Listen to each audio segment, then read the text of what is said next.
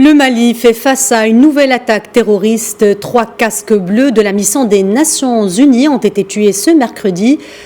Selon un communiqué de l'armée ivoirienne, un détachement de casques bleus de la MINUSMA a été l'objet d'une attaque de groupes armés terroristes à 95 km au sud de Tombouctou.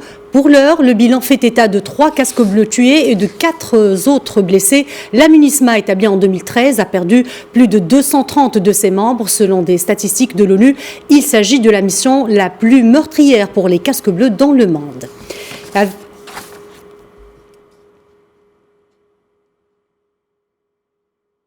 Avec nous en direct de Bamako, notre correspondant Mohamed Danioko. Bonjour. Bonjour, Nadia.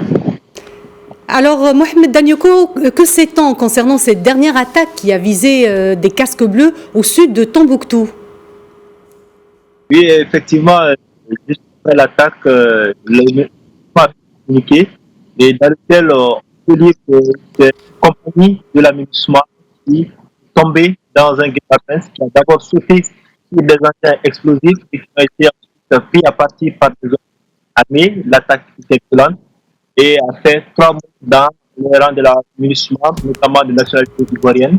Il y a eu aussi 6 blessés qui ont été tout de suite transportés vers les centres de santé. Et il faut aussi noter, n'est-ce pas, que juste après ça, la MINUSMA a fait un communiqué dans lequel le représentant spécial du secrétaire général des Nations Unies, non moins chef de la MINUSMA, Mohamed Saleh Anadif, a présenté ses condoléances aux familles des victimes et a condamné fermement cette attaque, cette nouvelle attaque qui a visé les casques bleus, et il a tenu et aussi promis au peuple malien que la MINUSMA va tout mettre en œuvre pour mener à bien son mandat qui est la sécurisation des personnes et de leurs biens. Mais ce qu'il faut aussi ajouter, c'est que cette attaque-là intervient et ces morts-là viennent s'ajouter aux 5 de la force française Barkhane qui sont morts entre le 28 décembre 2020 et le 2 janvier 2021, qui ont eux aussi sur des engins explosifs dans cette partie du pays-là.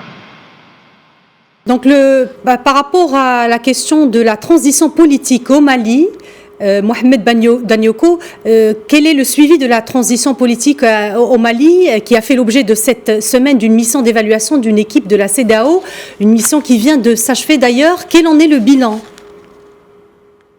C'est vrai que pendant 48 heures, la mission de la délégation dirigée par Goodluck Jonathan, le médiateur de la CEDEAO dans la crise malienne, était dans la capitale malienne.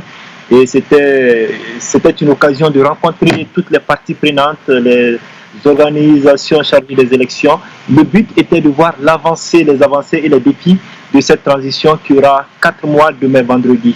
D'accord? Donc, le bilan au terme de ces échanges, de ces rencontres, les émissaires de la CEDEAO se sont dû rassurer. En tout cas, par rapport à tout ce qu'ils ont entendu, par rapport aux rencontres qu'ils ont eues, en tout cas, ils se disent rassurés par rapport à la volonté commune des différents acteurs d'aller rapidement vers l'organisation des élections dans les délais impartis. Les représentants de la CEDEAO invitent à plus de dialogue.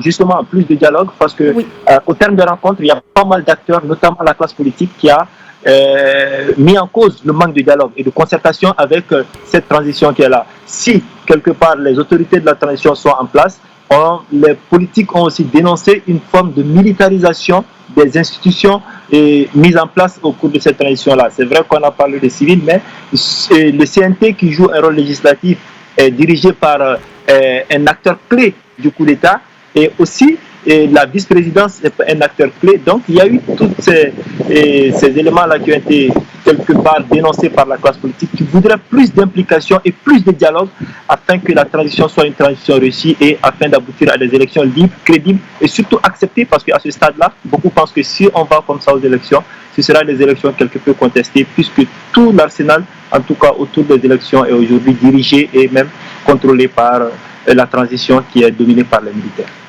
Un autre point sur lequel la délégation voulait des éclaircissements, il concerne la dernière tentative présumée de déstabilisation de la transition. A-t-elle reçu toutes les assurances qu'elle attendait?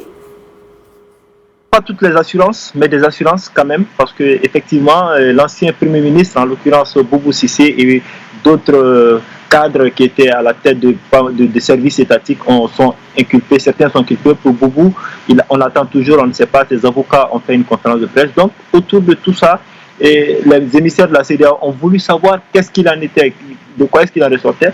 Et donc, cela a fait l'objet de débats avec le vice-président Assimi Goïta, avec le président Bandao et même le président du CNT, Malik Diaw, qui sont tous quelque part des acteurs clés du coup d'État et, n'est-ce pas, de la transition.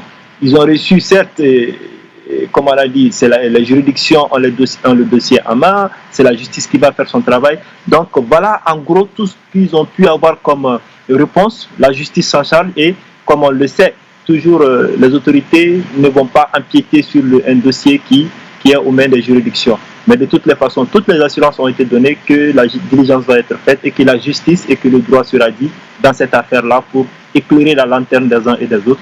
Et donc la mission de la CEDEAO a dit en tout cas pouvoir compter sur la bonne volonté et, n'est-ce pas, la diligence de cette affaire-là pour que ce ne soit pas encore un empêchement, une autre tare qui puisse en tout cas mettre en mal la transition et l'organisation des élections très prochaines qui est vraiment attendue par tout le monde et la classe politique malienne, la société civile et la CEDEAO. Merci à vous, Mohamed Danioko. Vous étiez avec nous en direct depuis Mbabako.